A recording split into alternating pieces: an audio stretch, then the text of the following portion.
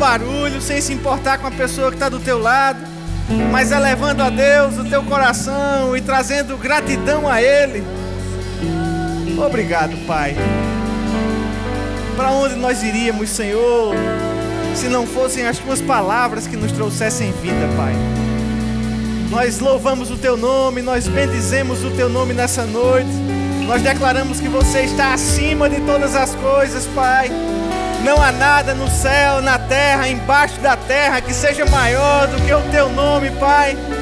Muito obrigado, Senhor, em nome de Jesus, pelo sacrifício que você fez por nós. E porque você não nos deixou órfãos, Senhor, mas você nos deixou a sua palavra, Pai. Nós amamos a tua palavra, Senhor. Nós amamos a tua palavra, Pai. Você pode agradecer a Deus pela palavra dele. Obrigado, Pai. Obrigado, Pai. Obrigado. Nós somos gratos pela tua palavra, Pai. Nós abrimos o nosso coração nessa noite, Senhor, para que ela mesma possa tocar a nossa vida, transformar o nosso entendimento e nos levar cada vez mais para perto de você, Senhor. Muito obrigado pela tua palavra. Muito obrigado, em nome de Jesus. Aleluia. Você pode dizer comigo: eu amo a tua palavra, Pai. Aleluia. Enquanto você toma o teu assento, dá um oi para alguém, faz um coraçãozinho, dá um tchau, um sorriso. Obrigado, gente. E aí vai se acomodando no teu lugar. Quantos estão animados nessa noite para que nós possamos ser alcançados pela palavra do Senhor? Sabe, queridos, quando nós abrimos o nosso coração, a certeza de que nós temos é que Deus, Ele é mais interessado do que nós. Sabe, eu sei que você colocou a sua melhor roupa, saiu da sua casa a tempo, veio com seu coração aberto, veio no caminho pensando: meu Deus, vai ser maravilhoso, estou desejoso chegar para a gente ter um momento de oração, louvor, a palavra e tal. Você estava super interessado para chegar aqui, não é verdade? Mas Deus, Ele estava mais do que você.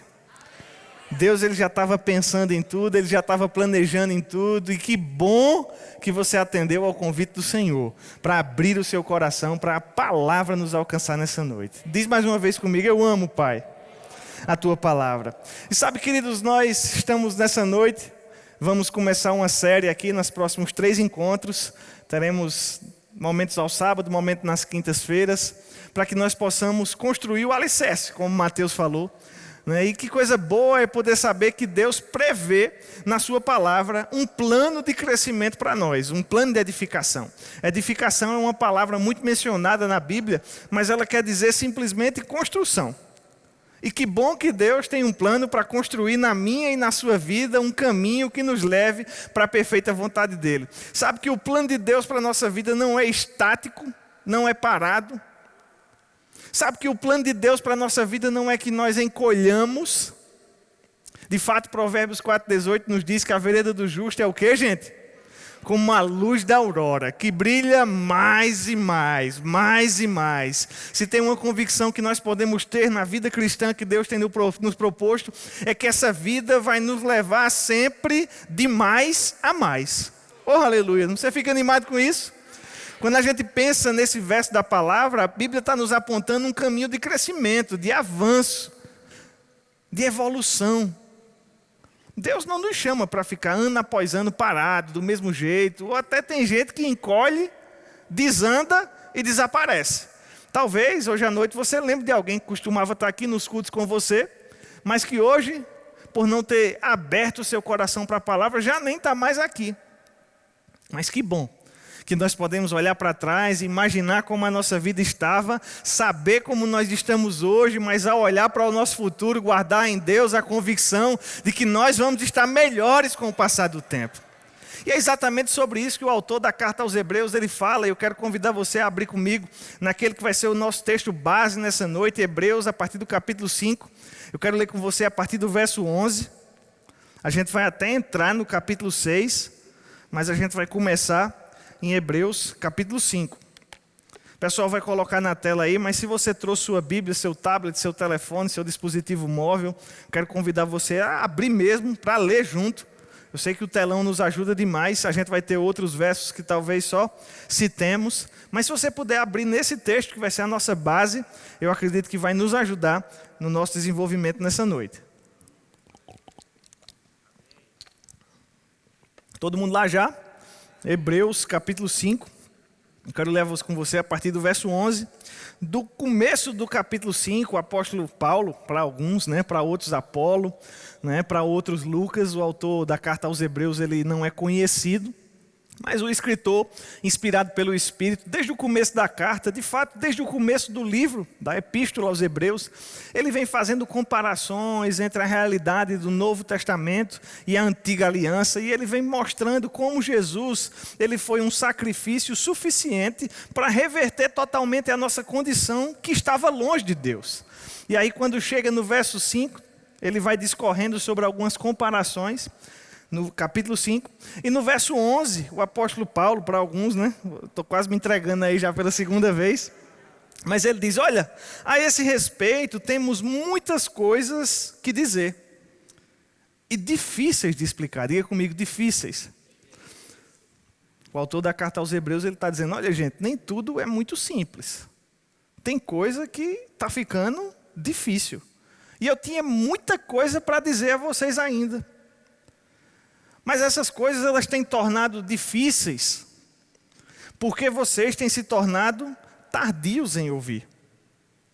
O verso 12 diz, pois com efeito, quando devíeis ser mestres, atendendo ao tempo decorrido, tendes novamente, diga comigo novamente, necessidade de que alguém vos ensine de novo, olha a gente falou novamente, e agora a gente está falando de novo, os princípios elementares dos oráculos de Deus. A Bíblia Revista e Corrigida, ela diz os princípios elementares da doutrina de Cristo.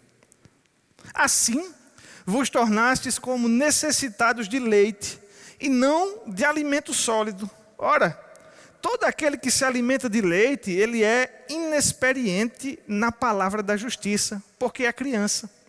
Mas, diga comigo mais, o alimento sólido é para os adultos, para aqueles que pela prática têm as suas faculdades exercitadas para discernir não somente o bem, mas também o mal. Um texto muito forte da palavra, que muitas vezes talvez até passe desapercebido para alguns de nós durante uma leitura mais assodada. Mas o autor, ele está trazendo aqui para nós, gente, tem coisa na nossa vida cristã que ela exige um certo grau de dificuldade. Mas eu não estou nem conseguindo falar com vocês a respeito dessas coisas, porque vocês têm se tornado tardios em ouvir. Queridos, a Bíblia, ela nos ensina a estar prontos sempre para ouvir. A palavra de Deus nos ensina que a fé, ela vem por ouvir e ouvir a palavra de Deus. Mas o autor aqui falando para esses irmãos que não eram incrédulos, talvez num primeiro momento a gente pense, será que esse pessoal já era pelo menos crente? Sim, eles eram cristãos, eles eram judeus cristãos. E o autor da carta aos Hebreus, ele vai dizer aqui, olha gente, está difícil, mas não é necessariamente porque é difícil em si, mas é porque vocês se tornaram tardios em ouvir. Olha gente, atendendo ao tempo decorrido, nessa altura do campeonato, vocês já deviam ser mestres, porque alguém já ensinou isso para vocês de novo e novamente. Mas ao contrário, não mestres, vocês têm se tornado necessitados de alimento líquido, de leite. Quem é que toma leite, gente? A gente toma, né? Mas nesse contexto aqui que a gente está falando sobre maturidade, sobre crescimento, quem é que toma leitinho? É um bebezinho, é uma criança. O autor, a carta aos Hebreus, ele vai fazer aqui um contraste e ele vai dizer, olha, existe um alimento que é destinado para quem é inexperiente, mas existe um alimento que é para quem é experimentado. Existe um alimento para quem é imaturo, mas existe também um alimento para quem já é amadurecido ou adulto. O alimento líquido é para aquele que é bebezinho, mas para o adulto existe um alimento sólido. Diga, tem carne para a gente? Olha que coisa boa, não sei se você se alegra, né? Mas para quem gosta aí já vai ficando animado. Agora, você percebe que esse raciocínio que o autor da carta aos Hebreus ele vai desenvolvendo, ele tem base no decurso do tempo? E você pode me perguntar, Tiago, mas por que você está dizendo isso?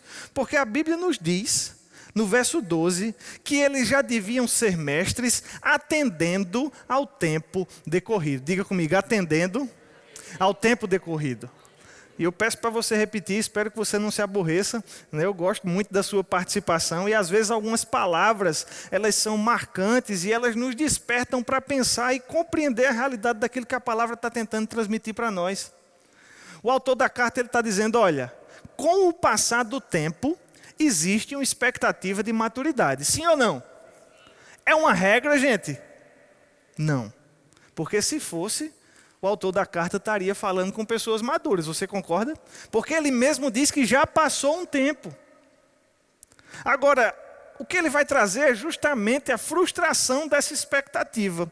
Porque se o tempo passa e a gente já devia ser mestre, mas não é, a gente se torna necessário de um alimento que já não estaria destinado para pessoas que passaram também por aquele tempo. Você está conseguindo entender comigo o raciocínio que está sendo esboçado aqui nessa carta aos Hebreus? Ele disse, olha gente, tem coisas no ensinamento da vida cristã que pode se tornar difícil se a gente ficar tardio em ouvir. Eu até queria falar para vocês, porque nessa altura do campeonato, vocês já deviam estar como o quê? Mestre. O que é que o mestre faz, gente? O mestre ensina. Ou seja, aquilo que o autor está querendo ensinar aos irmãos, ele está dizendo que eram os irmãos que deviam já estar prontos para estar ensinando. Mas ele diz, olha, o tempo passou e vocês estão precisando que eu ensine novamente. Como pessoas inexperientes, vocês estão precisando que eu volte novamente para o beabá. Vocês estão precisando que eu volte novamente para o fundamento. E aí, queridos, o capítulo 6, ele vai trazer para nós a informação daquilo que é considerado como os princípios elementares dos oráculos de Deus, ou os princípios elementares das doutrinas de Cristo. Isso está muito ligado com a matéria doutrinas básicas no Rema. Quem fez o Rema aqui já sabe, quem não fez fica o convite, vai ser uma boa. Uma das matérias que eu diria que ela engana. Porque ela parece que não é muita coisa e tal, mas ela é justamente o essencial para que a gente possa avançar para coisas maiores. E aí eu quero ler com você a partir do verso 1 do capítulo 6. A gente vai voltar ainda para os versos do capítulo 5, mas eu já quero caminhar para o capítulo 6, porque o autor ele vai dizer, olha, coloca de lado, põe de parte os princípios elementares da doutrina de Cristo e nós precisamos nos deixar levar para aquilo que é perfeito. Não lançando de novo a base de arrependimento de obras mortas, da fé em Deus, o ensino de batismos, a imposição de mãos, a ressurreição dos mortos e o juízo eterno. E o autor agora apresenta para nós aqueles que são conhecidos como os 6 princípios elementares da doutrina de Cristo. Imposição de mãos, batismos, juízo eterno, ressurreição dos mortos. E nessa noite a gente vai focar a nossa atenção nos 2 primeiros princípios que são arrependimento de obras mortas e fé em Deus. Há quem diga que não se trata de 6 princípios, mas de 3 conjuntos de 2 princípios, porque a gente tem princípios muito conectados entre si: arrependimento e fé, batismos e imposição de mãos, juízo eterno e ressurreição dos mortos. E eu quero deixar aqui uma forte indicação para você de leitura desse livro, que tem tudo a ver com aquilo que a gente está estudando e com aquilo que a gente vai estudar nas próximas semanas, nos próximos encontros. Edifique seu fundamento, do pastor Rick Renner. Inclusive, o Verbo Shop está aberto hoje, se você quiser adquirir esse livro, tá bom? Então, invista na sua vida espiritual e edifique o seu fundamento. Porque, queridos, eu pergunto, o que é que pode ser construído se o fundamento estiver comprometido? Muitas vezes a gente escuta falar sobre arrependimento de obras mortas, sobre fé, sobre juízo eterno, sobre ressurreição dos mortos. E a gente pensa, nossa, esses aí são assuntos difíceis, né? Mas de fato, a Bíblia está dizendo que esse é o básico. Então, se o básico já está difícil, imagina quando o difícil chegar, que o apóstolo diz aqui que estava querendo explicar para eles. Agora, é importante a gente perceber, e esse livro ele vai tratar eminentemente disso, que na medida em que nós dedicamos atenção a construir o fundamento, e você há de convir comigo que a Bíblia ela chama a atenção, o próprio Jesus ele traz no livro de Mateus, no capítulo 5, aquela alusão a um homem sábio que construiu a sua casa onde, gente? Na rocha. Contrapondo com um homem que seria tolo e construiu a sua casa sobre a areia. A casa parece que é a mesma coisa, mas no dia que a dificuldade chega, no dia que os ventos sopram, nos dias que as tempestades batem, só fica uma dessas casas. E eu fico pensando, não sei se você já teve alguma experiência construtiva, mas construir, aqui eu acredito que a gente tem estudantes de engenharia, estudantes de arquitetura, a gente tem pessoas que trabalham aí no ramo da construção civil, né? Mas construir sobre a rocha é difícil, gente. É caro, é demorado, requer atenção, requer equipamentos especiais, requer dinheiro. Jesus mesmo ele diz, falando dessa mesma passagem que a gente retratou no livro de Mateus capítulo 5, quando ele trata a respeito da perspectiva trazida por Lucas, ele diz que esse homem que construiu a sua casa sobre a rocha, ele cavou e abriu profunda vala sobre a rocha. Não sei se você é daqui de Campina Grande, quem é de Campina aqui? Mas a gente está numa região serrana, né? A gente está quase 600, um pouco mais de 600 metros acima do nível do mar. E quem é do ramo da construção civil aqui sabe, começou a cavar aqui em Campinas, rapidinho dá o quê? Rocha. Muitas vezes tem que usar explosivo, muitas vezes tem que usar tecnologia, muitas vezes tem que vir máquinas, não sei se você sabia, de outras cidades que a gente nem tem máquina tão robusta aqui em Campinas assim. Ou seja, cavar sobre a rocha dá trabalho. Construir sobre a areia é muito rápido. Talvez duas pessoas que comecem um projeto de construção no mesmo dia, na mesma semana, no mesmo mês, e apenas uma delas encontre uma rocha e a outra não, a outra encontre um terreno tranquilo. Talvez aquela pessoa que encontre o terreno tranquilo vai estar desfrutando da casa muito mais rápido. As pessoas vão passar na frente, vão ver os tapumes e vão dizer, rapaz, o que é que está acontecendo com essa casa aí que ninguém vê nada subindo? Já essa outra parece que achou um terreno mais tranquilo, é na areia, é rapidinho, cava com a pá mesmo. Começa rápido a aparecer. E a gente começa a ficar contente, porque vê as coisas acontecendo, vê a coisa aparecendo. Enquanto o fundamento, parece que a gente está desperdiçando tempo, energia e dinheiro. Porque nem está construindo parede, nem tem casa, nem tem telhado, ninguém vê. E você ainda está perdendo tempo. E essa mesma alusão que tanto a palavra de Deus faz, quanto que o pastor Rick Renner vai trazer.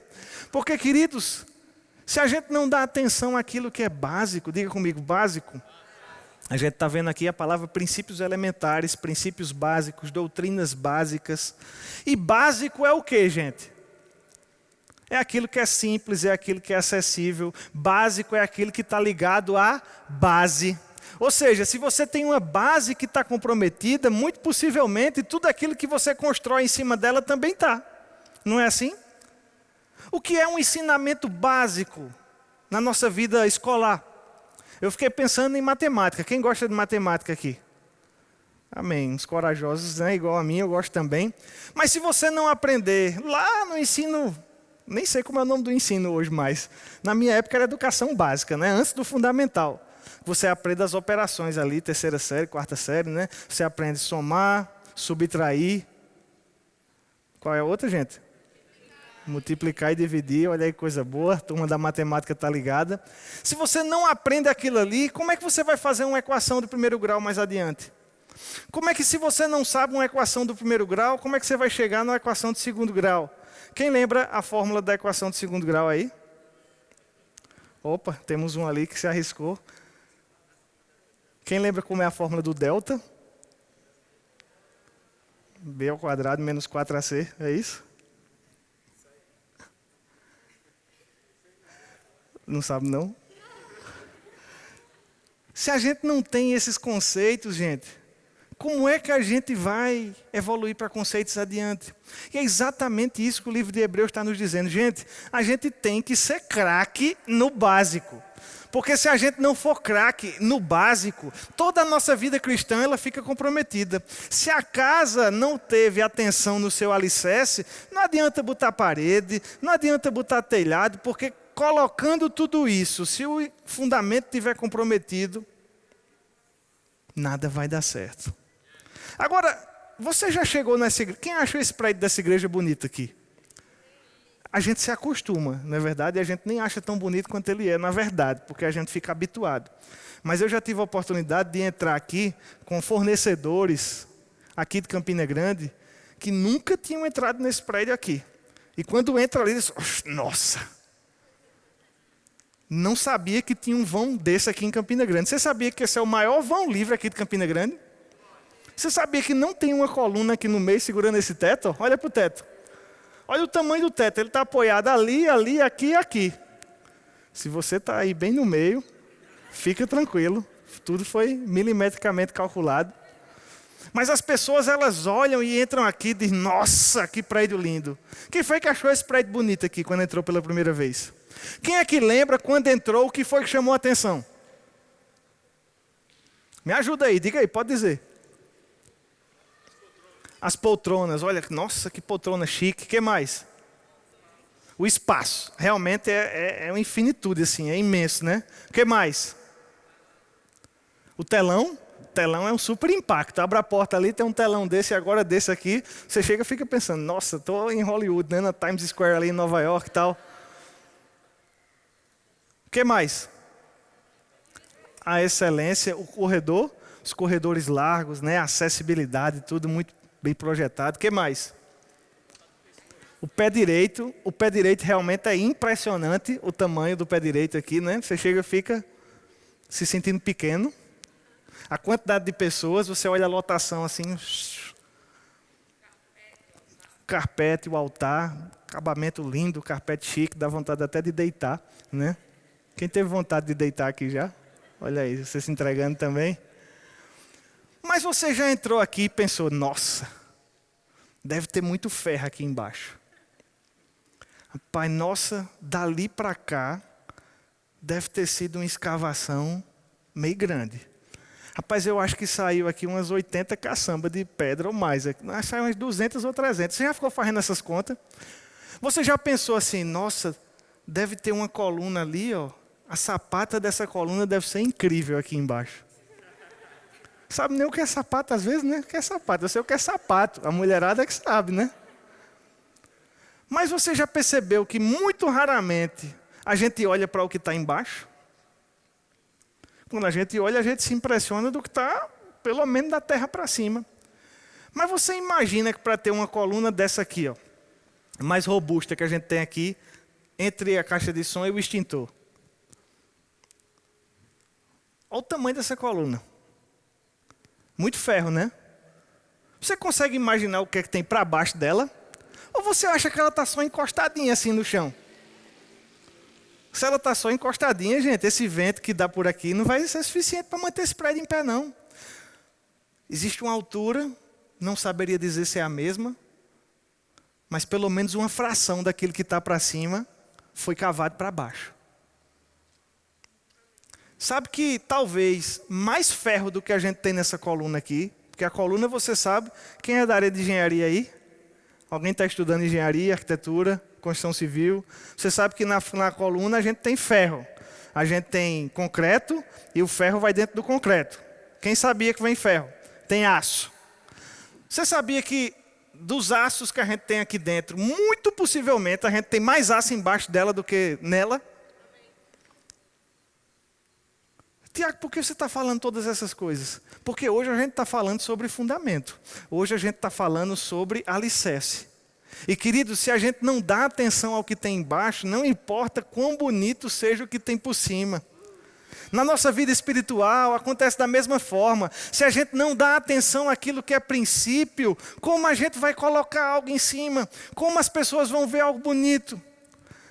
Agora, é muito bonito estar aqui. Todo mundo está olhando para mim hoje de noite. Olha que coisa boa. É muito bonito. Mas existe algo que acontece que ninguém está vendo. E é com isso que a gente deve ter atenção. É exatamente isso que o autor da carta aos Hebreus está dizendo. Olha, gente, vocês não deram atenção ao que era para estar dentro, que ninguém vê. Aí agora, de novo. Aí agora, novamente. Aí eu estou querendo falar com vocês sobre construção, sobre estrutura, sobre crescimento, mas a gente tem que voltar para o que ninguém vê. E o que é, queridos, que são esses princípios que ninguém vê? Arrependimento de obras mortas, fé em Deus, doutrina de batismos, imposição de mãos, juízo eterno e ressurreição dos mortos. Quem foi que memorizou os 6 aí? Imposição de mãos, diz mais um. Arrependimento, batismos, fé em Deus, juízo eterno, ressurreição dos mortos. Fechou. 6 princípios elementares da doutrina de Cristo. E Deus está nos chamando hoje à noite para prestar atenção nos 2 primeiros. Arrependimento, diga comigo, arrependimento e fé em Deus. Agora, eu quero ler para você um exemplo que o pastor Rick Renner traz aqui. Porque muitas vezes essa linguagem que o autor da carta aos Hebreus usa, ela não parece ser tão familiar conosco. Imagina, eu quero ler aqui, se você for comprar esse livro hoje à noite, você anota aí página 26, aí depois você lê e a gente vai adiantando aqui.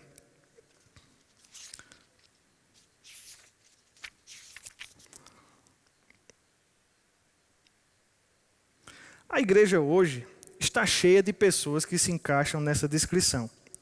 Elas deveriam ser adultas espirituais a essa altura, mas ainda são crianças, porque não foram exercitadas na palavra de Deus. Consequentemente, há muitos cristãos em nossos dias que estão confusos acerca do que é certo, moralmente certo e errado. Eles permanecem calados sobre questões como homossexualidade, confusão de gênero, adultério, fornicação e assim por diante. E essas questões elas destroem as mentes, as emoções, as famílias e até mesmo a vida das pessoas. Na página 29... o pastor Rick Renner ele vai continuar falando sobre aquilo que o autor da carta aos Hebreus está dizendo. Porque o autor da carta aos Hebreus ele diz, olha gente, vocês podem sair desse estágio de crianças para um estágio de maturidade. E essa evolução ela vai acontecer através da prática da palavra. Por meio da prática, você se torna alguém experimentado e as suas faculdades elas vão ter aptidões para discernir não somente o bem, como também o mal. Na página 29 diz assim, quando a palavra de Deus está operando em você, os seus sentidos e as suas faculdades naturais estão sendo exercitadas pela Bíblia.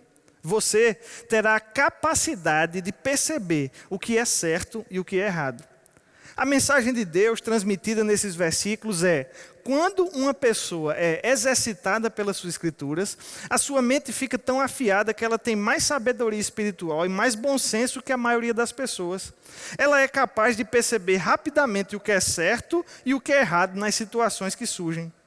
As pessoas que são doutrinadas nas verdades bíblicas estão simplesmente à frente do que se... As pessoas que são doutrinadas nas verdades bíblicas estão simplesmente na frente do restante da multidão no que se refere a sabedoria e bom senso. Olha só.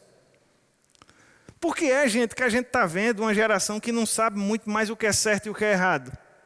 Por que é que a gente está vendo uma geração que tem relativizado todas as coisas? Por que é que a gente está vendo uma geração que não sabe como proceder diante dos questionamentos do mundo? Eu não sei você, mas muitas vezes a gente recebe questionamentos lá fora que a gente não sabe nem como reagir. A gente fica sem saber como falar, a gente já não sabe mais como proceder. Mas a Bíblia está dizendo que nós podemos ser afiados e exercitados para ter clareza e exatidão a respeito daquilo que é certo e a respeito daquilo que é errado. Como, Tiago, a gente vai fazer isso? Tendo clareza da solidez do fundamento que a palavra propõe para nós. Tendo apego e dedicação à absorção desses conceitos que são considerados elementares. E eu quero falar com você sobre o que é arrependimento, porque hoje existe uma confusão entre nós a respeito do que é arrependimento. Eu não sei se você já percebeu, mas alguém sabe qual foi a primeira palavra do ministério de João Batista? Arrependei-vos. Está lá em Mateus no capítulo 3. Mais um pouquinho em Mateus no capítulo 4, João Batista sai de cena. E quem é que aparece na área, gente?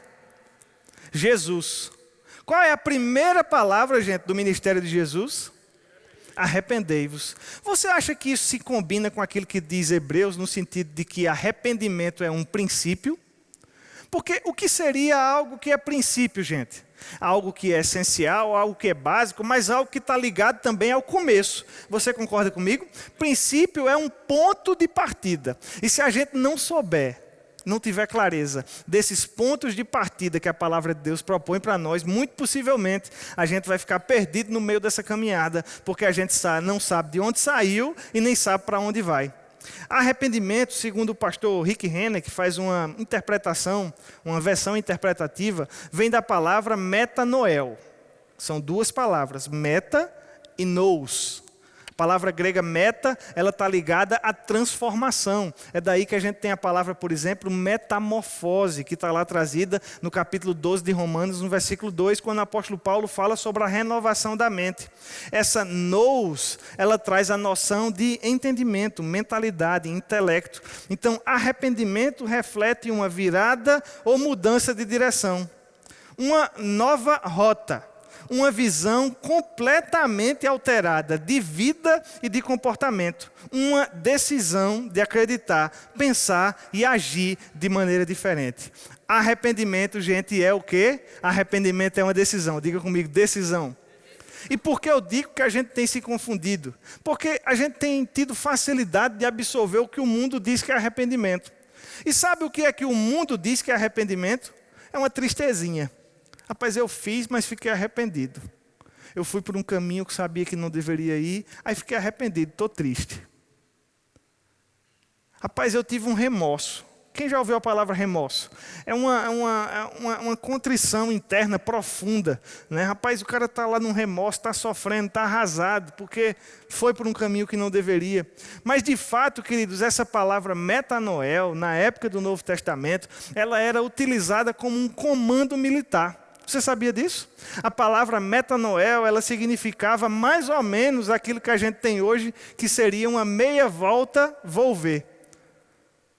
Você vai indo marchando, os soldados estão lá marchando numa certa direção, e o comandante, general, chefe, capitão, alguém que está ali, né, que tem aquela clareza, dá o comando, meia volta volver, gira e continua marchando na direção oposta. Arrependimento, gente, é parar, decidir sair daquele caminho, mas não só decidir, começar a marchar no caminho oposto. Agora, se a gente não tem todos os elementos dessa construção, a gente não tem um arrependimento. E você percebe que em nenhum momento no conceito de arrependimento a gente falou sobre emoção? Porque hoje a gente pensa que arrependimento está ligado a não, ficou arrasado, ficou triste, chateado. Ora, se a emoção vem, beleza, ótimo. Porque a Bíblia até fala que algumas emoções elas podem conduzir ao arrependimento. Existe uma tristeza que, segundo Deus, ela conduz ao arrependimento. Mas a tristeza não é o único fio condutor para o arrependimento. Você sabia? Porque a Bíblia também fala que a bondade de Deus é quem nos leva ao arrependimento. Agora, o arrependimento ele consiste numa parada, numa decisão, mas não só uma decisão. Existe um comportamento correspondente que deve acompanhar a decisão que se teve. Agora, se a gente não tiver com esses conceitos muito claros, a gente vai estar passando por cima de algo que a Bíblia considera que é essencial, que é básico. Você sabia que é exatamente o arrependimento que constitui a porta de entrada para a salvação? Ora, porque ninguém é salvo sem que se arrependa.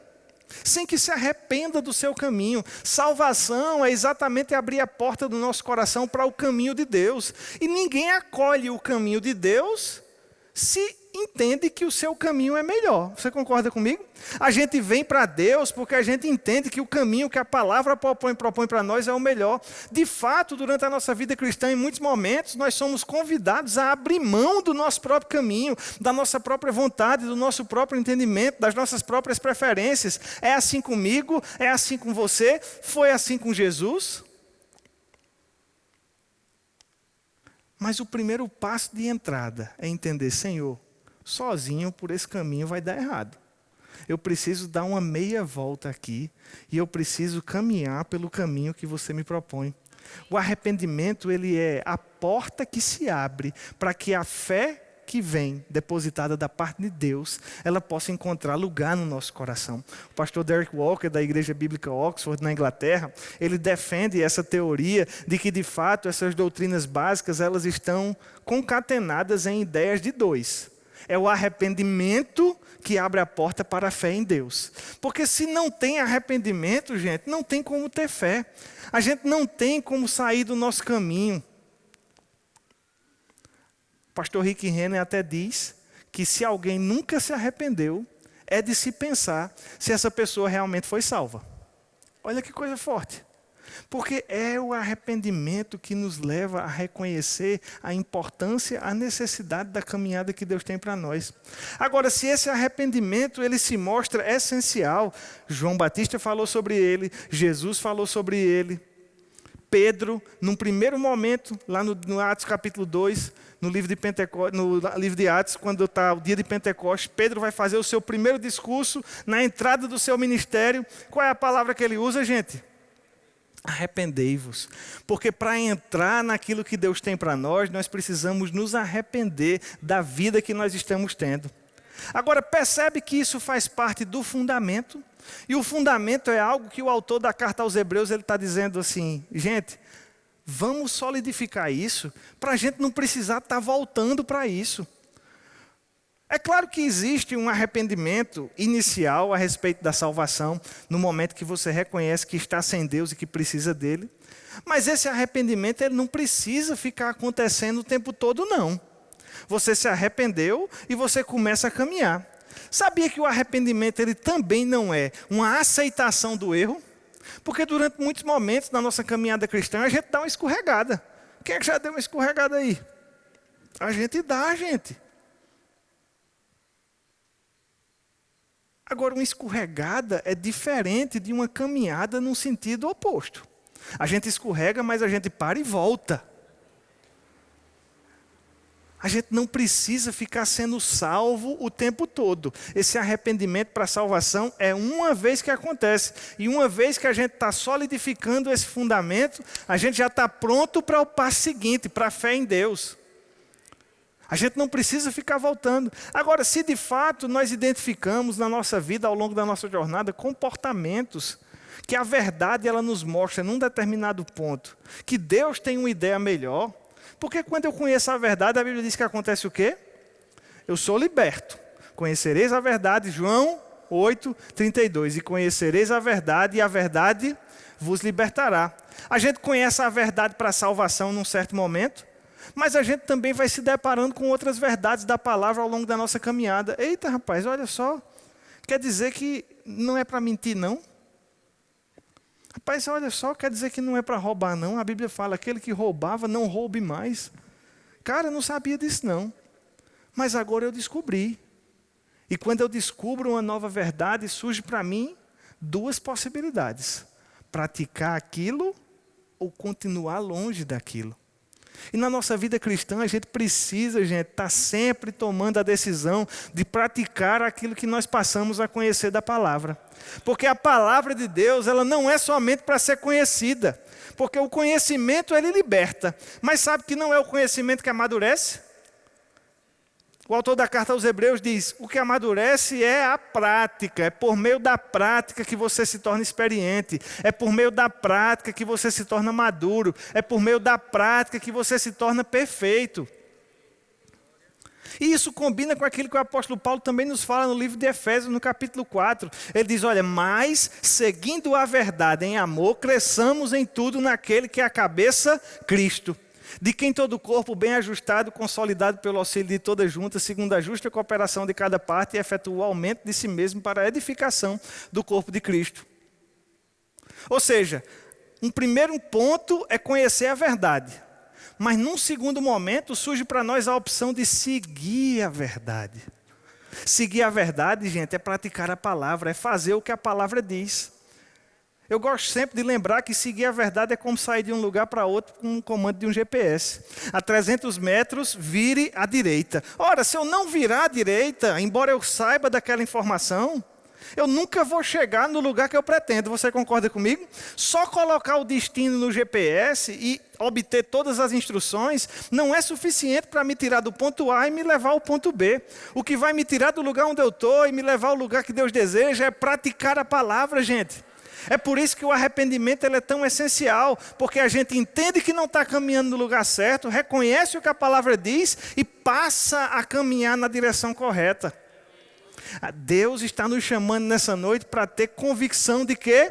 Do básico. Diga comigo, do básico. Arrependimento é básico. E uma vez que a gente se arrepende, abre-se então o nosso coração a possibilidade de cultivar uma medida de fé que Deus coloca. Quem sabe aqui o que é fé?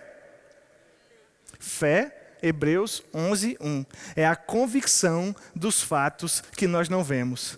É a certeza das coisas que nós esperamos. No livro Novos Limiares da Fé, o irmão Reagan ele traz a leitura da Bíblia americana que chama Versão Padrão, ASV, que diz que fé é a substância das coisas que nós estamos crendo. Oh, aleluia, que coisa boa. A gente está crendo em algo, gente, que não tem substância, mas a nossa fé vai colocando substância ali dentro, até que aquilo se torne algo real, até que aquilo se materialize. E a vida cristã é uma vida de fé.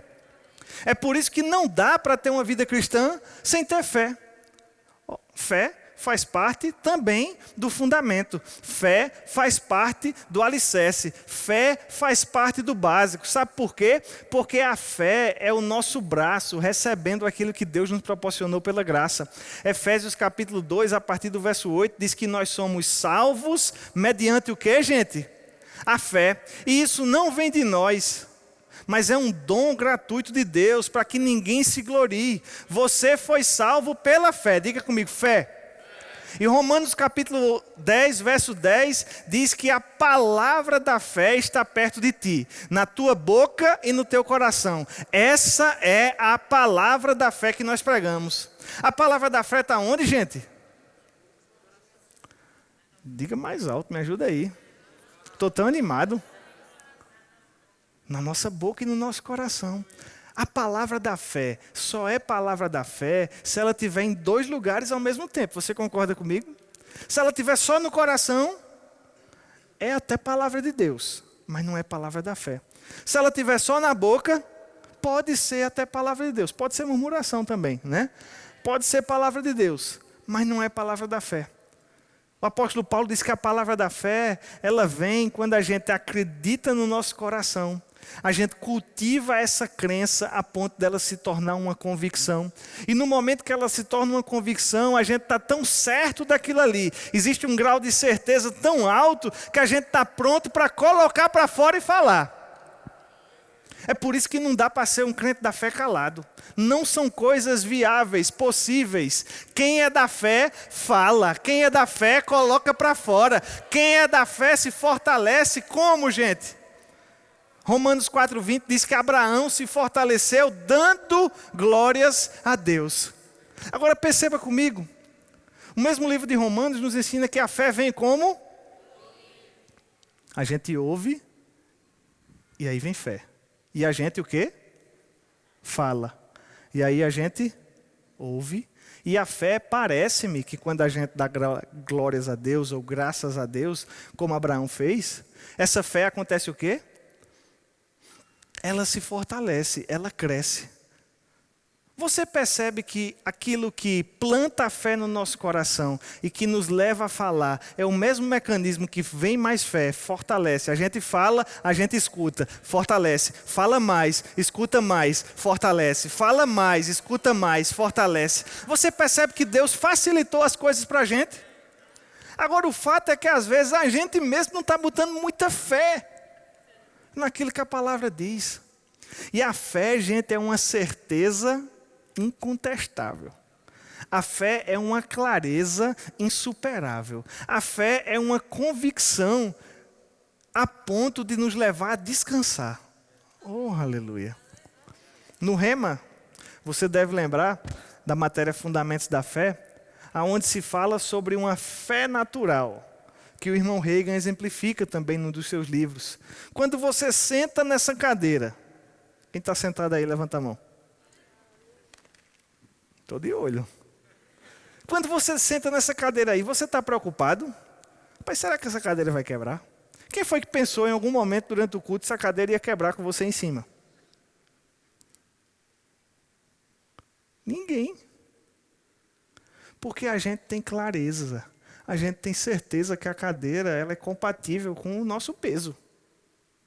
A gente faz essa conta. Você veio aqui semana passada, você sentou, você levantou, você foi embora, ela não quebrou. Na semana anterior, você sentou, ela não quebrou. Na semana anterior, você sentou, ela não quebrou. Você nem pensa. Quem pensou aqui na hora de sentar? Será que ela hoje quebra? Você não pensa, porque você já tem clareza, você tem convicção, você tem uma certeza, você simplesmente descansou. Quando a gente disse aqui, pode sentar, você sentou fazendo um coraçãozinho assim, ó, nem imaginou que a cadeira não poderia te suportar. É essa mesma confiança que Deus nos chama para ter nele, na sua palavra. A gente não precisa ficar pensando, será que a palavra vai funcionar hoje? Será que a palavra vai funcionar hoje? Será que agora vai dar certo? Será que eu devo falar ou não? Será que essa palavra funciona mesmo? Por que a gente não deve ficar pensando assim? Porque ela funcionou na semana passada. E você pode pensar, Tiago, mas eu não me lembro dela ter funcionado semana passada. Talvez na sua vida não, mas funcionou na minha. Funcionou na de João. Funcionou na de Davi, funcionou na de Abraão, funcionou na de Isaac, funcionou na de Jacó, funcionou na de Jesus, funcionou na de Paulo, funcionou na de Tiago, funcionou na de João. É por isso que a palavra está repleta, gente, de exemplos e histórias. Ora, não é por outra razão que o capítulo 11 de Hebreus vai trazer para nós aquilo que é conhecido como galeria da fé. São exemplos de pessoas. Abel ofereceu a Deus o seu sacrifício mediante a fé. Moisés abriu o mar vermelho mediante a fé. Raabe recebeu os espias mediante a fé. Ora, você acha que você é tão especial assim que vai dar certo para todo mundo e vai dar errado logo com você? Ora, você não é especial desse jeito não. É isso que a palavra de Deus está dizendo. Olha, é um princípio constante. E sabe de uma coisa, gente? O princípio não se trata da gente cumprir o princípio ou não. Regras são cumpridas, princípios não. Princípios, eles simplesmente se estabelecem. Se você aproveitar, você se beneficia dele. Mas se você contrariar, você se esborracha todinho. Princípios são assim. E a gente tem hoje a oportunidade de colocar para dentro do nosso coração a clareza sobre o tipo de vida que Deus quer para nós, sobre o tipo de fundamento que nós precisamos construir. Fé funciona, gente. É crer com o coração e confessar com a boca. Não fui eu que inventei, não foi você que inventou, já veio muito antes de nós. Está dando certo. Pessoas viveram e morreram pela fé. Pessoas estão desfrutando pela fé da sua herança concedida por Deus. Se nós embarcarmos nesse mesmo caminho, nós vamos desfrutar da realidade da palavra. Agora a gente não pode achar que isso é difícil demais. Tiago, mas é porque eu estou chegando agora nos jovens. Quando for daqui a uns 10 anos que eu tiver experiente, aí esse negócio de fé vai dar certo para mim. A Bíblia está dizendo que é básico, gente. A Bíblia está dizendo que é elementar. A Bíblia está dizendo que é o princípio. A Bíblia está dizendo que é o ponto de partida. Ou seja, é em cima disso que a gente constrói as outras coisas da nossa vida. E Deus está nos chamando para viver não pelo que nós vemos. Porque a Bíblia também diz que o justo viverá da fé. Muitas vezes a gente interpreta só num sentido, que a gente tem que viver da fé. Mas você percebe que a gente pode interpretar que é vivendo pela fé que se faz justo? O justo terá vida, viverá a partir da fé. Não é exatamente isso que Paulo também diz, que a salvação é mediante a fé? De fato, queridos, a Bíblia reconhece que sem fé é o quê? Impossível é o quê, gente? Nem tente. Nem tente, não perca tempo não. Não gaste tempo não. Não gasta energia para fazer algo que a Bíblia já diz que é impossível. Ou será que você quer inventar um método novo?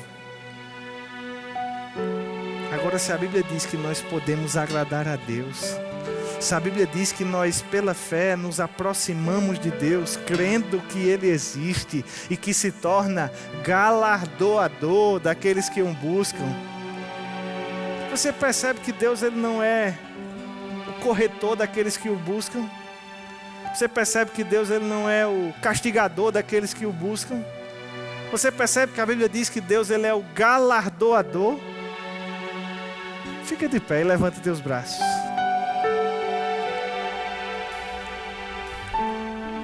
Agradece a Deus, queridos, nesse momento. Porque Deus já nos proporcionou todas as coisas que dizem respeito à vida e à piedade.